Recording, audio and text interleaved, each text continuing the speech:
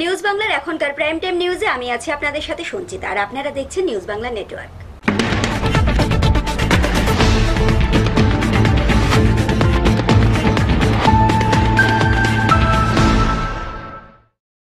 খবর এখন বিস্তারিত।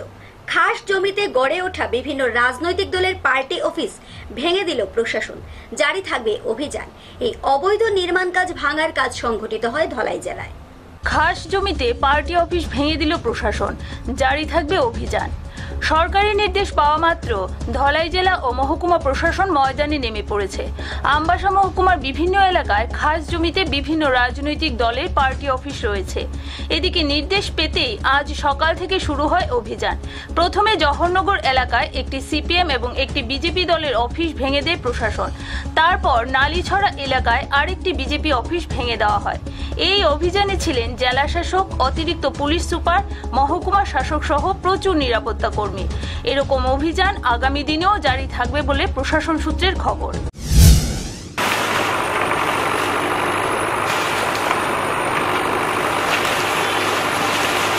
আমবাসা প্রতিনিধি রিপোর্ট, নিউজ বাংলা। বরজোলা গোয়ালাবস্তি এলাকা সরজমিনে পরিদর্শন করেন এলাকার বিধায়ক ডক্টর দিলীপ দাস। কিভাবে এই বস্তির উন্নয়ন করা যায় তা নিয়ে আধিকারিকদের সাথে আলোচনা করেন তিনি। বরজোলা বিধানসভা কেন্দ্রের অন্তর্গত গোয়ালবস্তি এলাকার সার্বিক উন্নয়নে উদ্যোগী হলেন এলাকার বিধায়ক ডক্টর দিলীপ দাস। এই দিন তিনি আগরতলা পৌর নিগমের উত্তর জোনের আধিকারিকদের সাথে নিয়ে গোয়ালবস্তি এলাকা পরিদর্শনে যান। কথা বলেন গোয়ালবস্তি এলাকার সাধারণ মানুষের সাথে। পৌর নিগমের উত্তর জোনের আধিকারিকদের সাথে আলোচনা করেন কিভাবে গোয়ালবস্তি এলাকার সার্বিক উন্নয়ন করা যায়। বিধায়ক ডক্টর দিলীপ দাস জানান, দীর্ঘ বছর যাবৎ এই এলাকার বাসিন্দারা চরম দুর্ভোগের মধ্যে দিন যাপন করছে।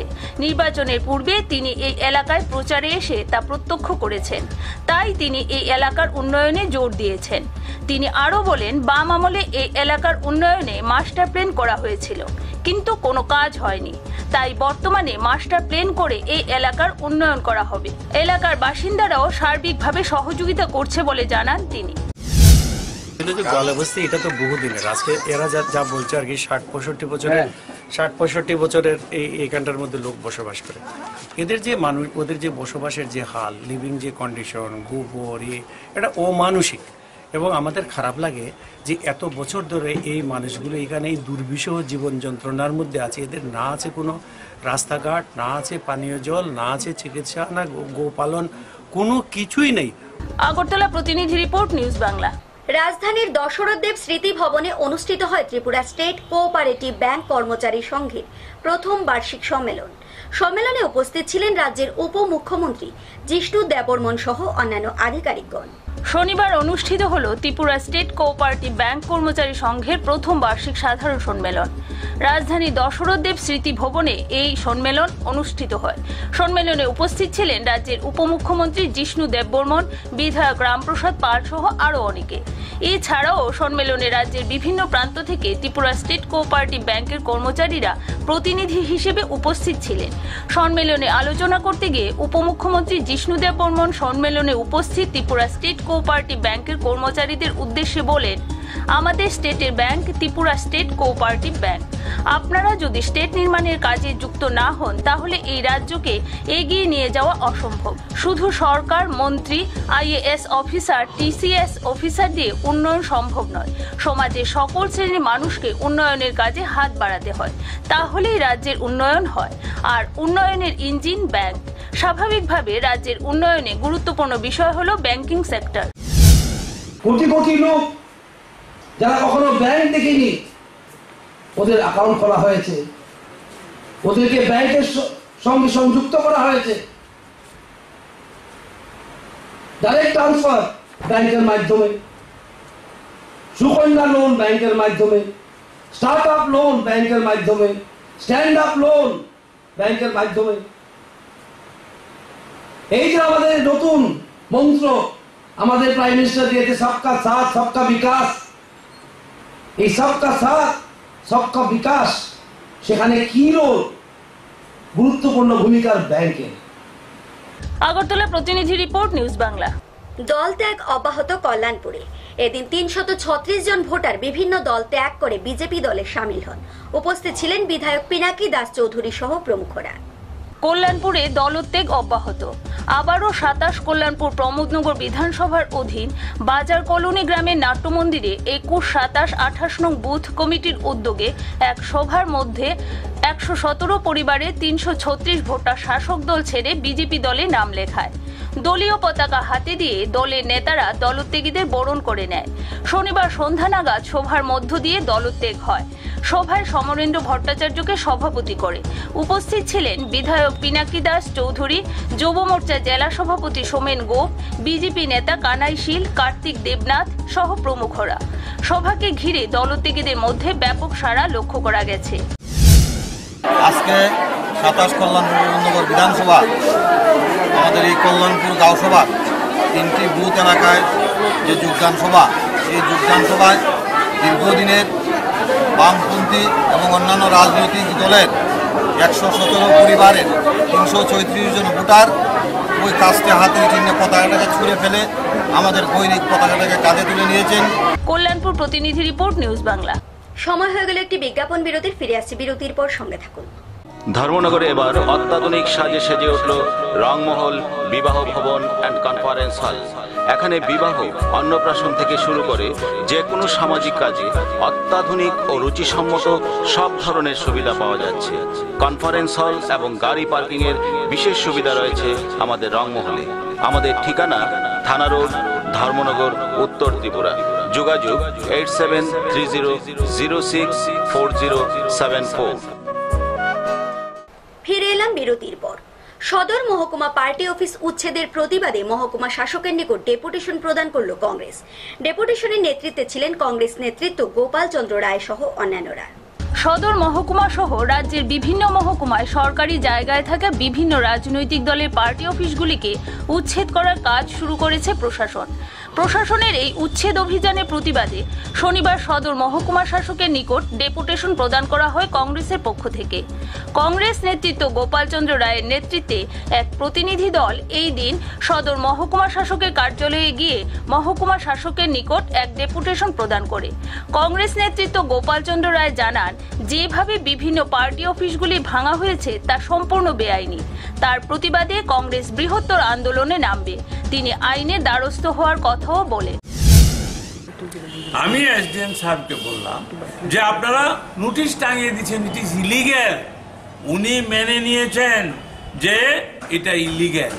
উনি বলেছেন আমার কোনো ক্ষমতা নেই, আমি যা পেয়েছি আমি অ্যাকশন করছি, আপনারা উপরের হায়ার অথরিটির কাছে যান, ডিএমের কাছে যান। ডিএম অর্ডার করেছে আমাকে। সুতরাং আমি ডিএমের সঙ্গে বসে, ডিএম নেই, এডিএম মিস্টার যাদবের সঙ্গে কথা বলেছি।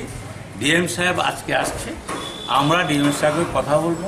তবে জেনে নিন যে কোনো অফিস, যেমন আপনার বাড়ি যদি ভাঙতে হয় আপনাকে নোটিশ দেবে, নোটিশ টাঙিয়ে দেবে না, এটি ইলিগ্যাল।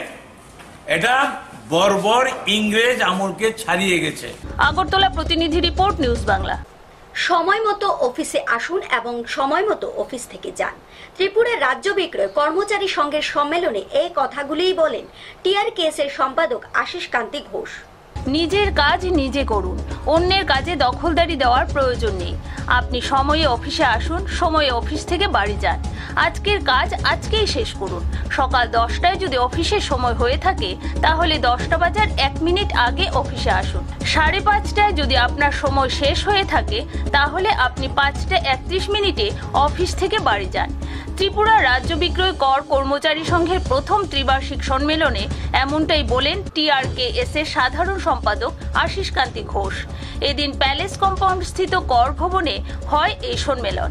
সম্মেলনে টিআরকেএস এর সাধারণ সম্পাদক আশিস কান্তি ঘোষ ছাড়াও উপস্থিত ছিলেন সংগঠনের নেতৃত্ব সহ সদস্যরা। বিক্রয় কর কর্মচারী সংঘ কি কাজ করবে? ত্রিপুরা রাজ্য বিক্রয় কর কর্মচারী সংঘ সেই রকম কাজ করবে যেটা ত্রিপুরা রাজ্য কর্মচারী সংঘ করে থাকেন এবং ভারতীয় মজদুর সংঘ করে থাকেন। ভারতীয় মজদুর সংঘ বলছে প্রত্যেকটা কর্মচারী তার নিজের চরিত্র গঠনের মাধ্যমে নিজেকে এবং দেশকে, পরিবারকে উন্নত করতে পারবে, উন্নত করতে বদ্ধপরিকর। আগরতলা প্রতিনিধি রিপোর্ট, নিউজ বাংলা। এইডস সম্পর্কে মানুষকে আরো সচেতন হতে হবে। এইডস রোগীদের সমাজে স্থান দিতে হবে। এইডস কন্ট্রোল সোসাইটির সম্মেলনে এই কথাগুলিই বলেন উপমুখ্যমন্ত্রী জিষ্ণু দেববর্মন। এইডস সম্পর্কে মানুষের মধ্যে সচেতনতা আরো বৃদ্ধি করা প্রয়োজন। এইডস আক্রান্তদের যদি আমরা সমাজে সম্মান দিতে না পারি তাহলে সমাজের ক্ষতি হবে। Tripura state AIDS control society employees অ্যাসোসিয়েশনের দ্বিবার্ষিক রাজ্য সম্মেলনে আলোচনা করতে গিয়ে এমনটা বললেন উপমুখ্যমন্ত্রী জিষ্ণু দেববর্মন। শনিবার রাজধানীর খেজুর বাগান স্থিত শহীদ ভগৎ সিং যুব আবাসে হয় এই সম্মেলন। সম্মেলনে উপমুখ্যমন্ত্রী জিষ্ণু দেববর্মন ছাড়াও উপস্থিত ছিলেন সংগঠনের নেতৃত্বরা। সম্মেলন উপলক্ষে এই দিন এক স্বেচ্ছায় রক্তদান শিবিরেরও আয়োজন করা হয়।